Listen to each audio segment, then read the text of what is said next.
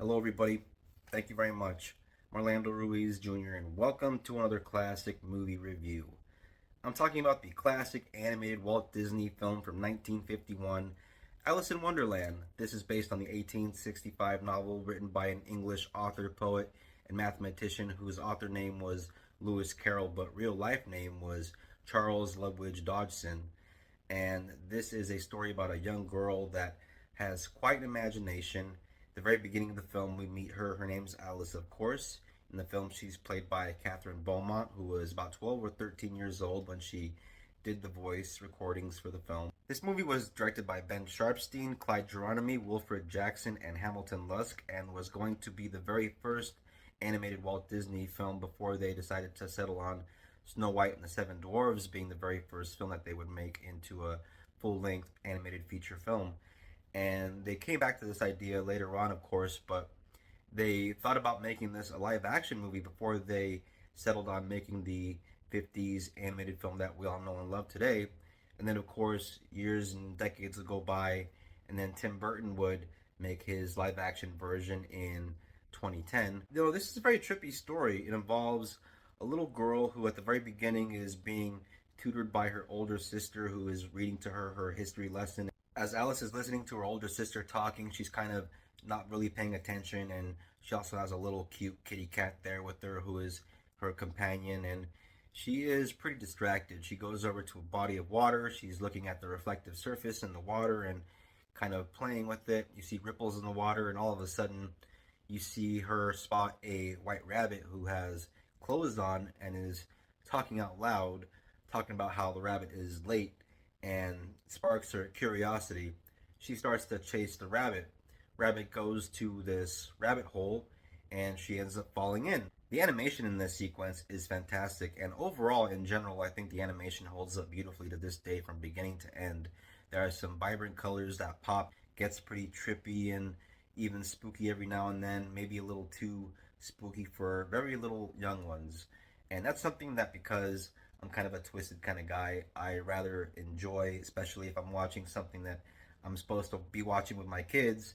It's nice to know that there's something that they can get enjoyment of, and I can get enjoyment of, since I enjoy some of the trippier, darker aspects. After falling all the way down the rabbit hole, Alice ends up meeting one surreal character after another, from talking doorknobs to dormice to seeing dogs that have like the head of a broom, and animals that have like the face of a shovel, and crazy, creepy, invisible cats, and talking rabbits. As Alice tries to make her way through this fantasy world looking for the white rabbit who is very late, she runs into all kinds of characters that give her a real hard time, from talking hookah smoking caterpillars, rude flowers that are chatty and pretty catty.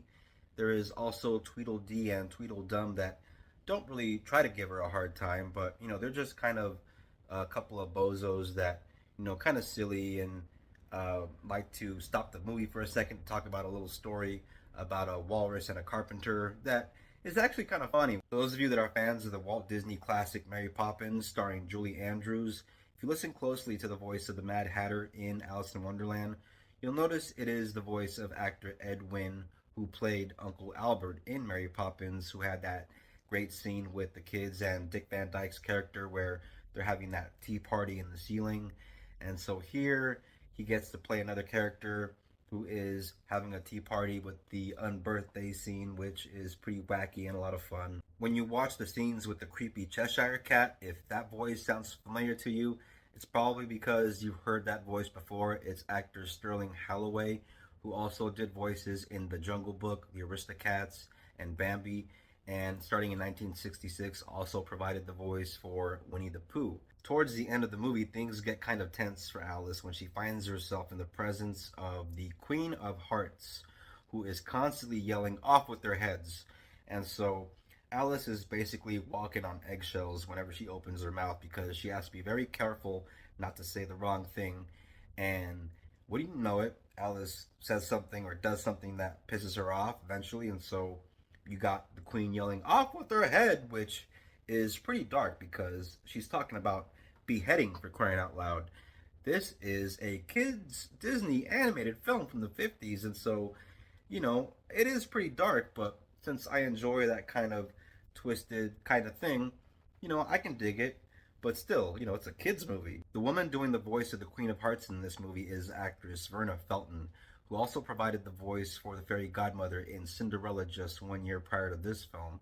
And because I'm a fan of I Love Lucy, upon doing research on this and finding out what she looked like, recognized her from an episode of I Love Lucy where she played a housekeeper that was hired by Ricky Ricardo to help out his wife Lucy with the apartment, and she ended up being like this very horrible housekeeper that Lucy ends up wanting to fire. It's a hilarious episode, and she's very good in it too. Actress Kathryn Beaumont did a very good job voicing the character of Alice in this film.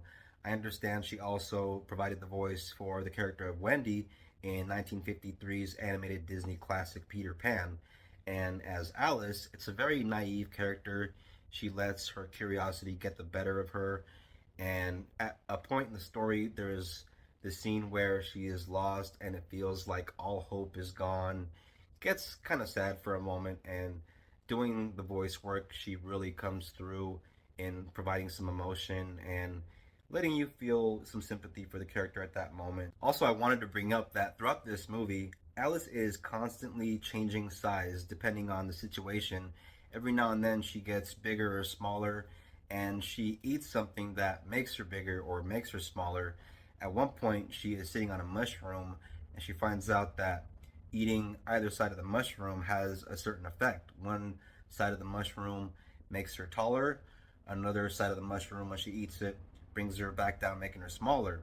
And it's very difficult not to think of the Jefferson Airplane song White Rabbit, which obviously is inspired by Alice in Wonderland. And I'm not sure if the drug allegory applies to this movie, since this came out before the 60s, before that whole psychedelic era. But still, I have to mention that while watching this, it was in the back of my mind. If you enjoy a fun family film or a fun animated film or a classic Disney film, I highly recommend you check out the classic Alice in Wonderland from 1951.